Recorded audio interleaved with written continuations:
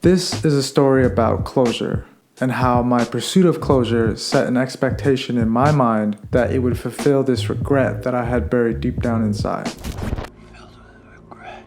One of my best friends was my grandfather. Now, my parents weren't around much growing up, so my childhood and my teenage years were spent primarily with my grandparents. Now, in 2014, my grandfather and I saw this photo of Lake Moraine. It's this beautiful lake in Banff, Alberta, and I remember telling him, like, this lake is so amazing, the mountains, the views, like, And he was just so encouraging. He would just tell me, take lots of pictures, tell me all about it when you go. But as the summers went by, I just seemed to always find a reason not to go. In 2016, my grandfather passed away. At that time, I was really lost. For whatever reason, the memories of Lake Moraine and talking about that with my grandfather really stuck with me. I figured if I went and saw Lake Moraine with my own eyes, that I would no longer be lost. Fortunately, I have a super supportive partner who helped find a way for us to go within our budget. We had a friend named Jarrell who happened to be going around that same time. He was going with his university buddies, so that cut some of the cost, and the pursuit of closure began, and it was quickly met with a series of unfortunate disappointments. But here's why. First off, the camera that I was using, I had just switched from Canon to Sony. I wasn't really prepared for all that, menu nonsense, and I got really frustrated. Besides the camera, on our first hike on our way to the campsite, we decided to climb Heart Mountain. We didn't end up making it to the top because it got too dark, so that was a bit frustrating. On the second day, we climbed Mount Rundle. It took about 5 to 6 hours and about 8,300 feet above sea level. And when we got to the top, all we saw was smoke. Like, we couldn't see any of the mountains, none of the range. And I was kind of heartbroken. I was a little disappointed.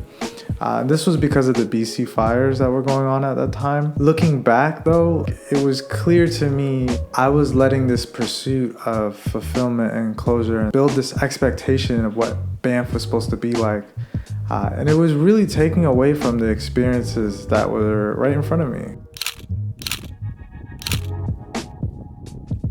So on the third day, we climbed Mount Fairview. Now this mountain was a little bit smaller than Mount Rundle, but this was the hike that changed my life. My partner, Jarrell, and his friend Arsh, we all climbed this mountain together. Continuing to record. Okay, all right. While we were there, I mentioned that it would have been sick to FaceTime my family while I was on the mountain, because who does that? And Arsh was like, yo, I'm down, take my hotspot and just do your thing. So Jarrell and my partner both got a head start, and then Arsh and I were still up there. When we were done, for whatever reason, I was a little bit more ahead than Arsh. 15 minutes goes by, we're still making our way down the summit, and then I hear Arsh shout behind me.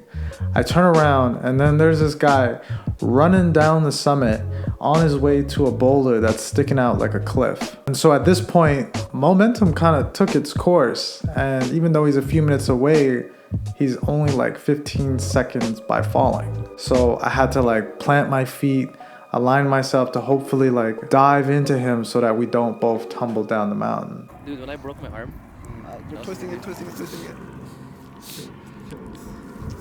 It took about 40 minutes for the helicopter to find us, and within those 40 minutes, everything kind of clicked for me.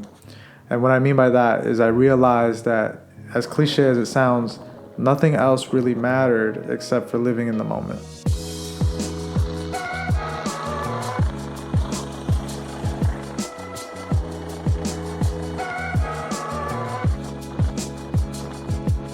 It was like my brain took every bit of this idea that I had and threw it away. Going to Lake Moraine as if it was somehow going to free me from any of the regret that I had in relation to my grandfather. Put it as me being upset over moments that didn't seem perfect. Because they weren't how I expected them to be during this silly pursuit of trying to feel better about myself. It ultimately took away from a lot of the amazing experiences that I was having. To sum it all up, after that same evening, Arsh was discharged. On the next day, we decided to go to Lake Moraine. When we got there, it truly was amazing. But I don't think it would have been that way had I not experienced the day before. It completely changed the way I see travel and the way I view experiences in general. I hope you like this video. I would really enjoy seeing any comments that had similar experiences the way that I did. I'm really trying to build a community here, so hearing stories is an amazing thing and I think we all need to share. But until next time.